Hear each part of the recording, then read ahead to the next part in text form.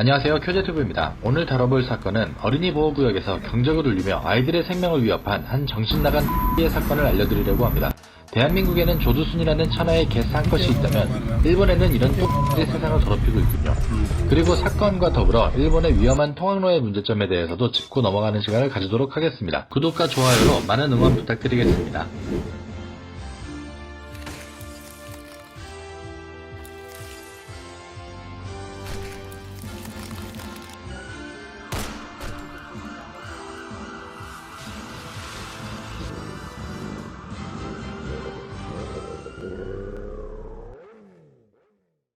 때는 2017년 5월 19일 오사카의 카도마시의 초등학교와 중학교 가운데 위치한 곳에서 발생합니다. 정신나간 놈들이 SNS에 한 영상을 올리며 수면 위로 올라오게 되었는데요. 영상은 차량으로 아침에 등교 중인 학생들의 사이를 위협적으로 폭주하는 영상이었습니다.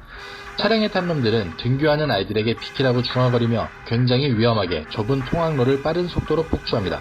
한 아이의 아버지로서 정말 참을 수 없는 분노가 치밀어 오릅니다. 이 파렴치한 개새들은 여러 학교 앞을 돌며 이러한 폭주 영상을 촬영하였고 SNS에 올리며 경찰에 결국 덜미를 잡히게 되었습니다. 19살의 두 남성은 도로교통법이 아닌 살인미수 혐의로 체포되었고 살인을 할 생각이 없었다며 계속해서 비겁한 변명을 지속하고 있습니다.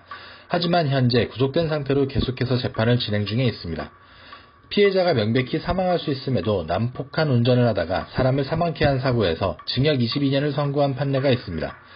살인미수는 살인에 준하는 엄한 처벌이 내려지는 만큼 이 두 명의 예비살인자에게도 두 번 다시 사회에 복귀할 수 없을 정도의 엄벌이 내려지기를 기대하고 있습니다.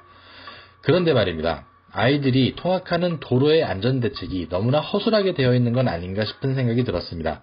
저번 영상에서 일본의 어린이 교통안전대책은 민식이법보다는 합리적일 수 있고 엄정한 처벌을 한다고 말씀을 드렸었는데요. 그러한 법을 갖고도 결국 이런 식으로 아이들을 위험에 노출시키는 것은 이러한 미친놈들이 나타났을 때는 아무런 보호장치가 되지 못한다고 생각합니다. 현재 일본의 환경과 법률은 대부분 일본이 호황기에 접어들 1970년, 1980년 사이에 만들어진 것들이 많습니다. 물론 나라가 풍족하니 그만큼 욕심을 내는 사람들보다는 보다 더 안전하고 평화로운 사회를 위해 노력해온 사람들이 많았을 것이라고 생각됩니다.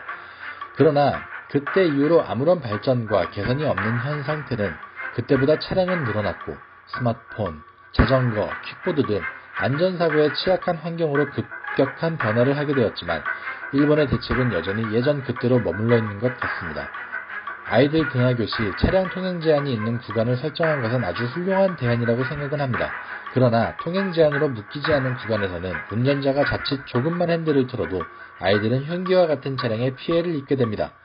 아무런 방어가 되지 못하는 이러한 통학로에 자녀들을 안심하고 학교에 보낼 수 있을까요? 보다 훌륭한 사회를 이룩하기 위해 여전히 한국과 일본 두 나라는 서로 배우고 가르쳐야 할 점이 한두 가지가 아닌 것으로 보입니다. 큐제튜브였습니다. 시청해주셔서 감사합니다. 구독과 좋아요 그리고 많은 댓글로 좋은 의견 부탁드리겠습니다. 감사합니다.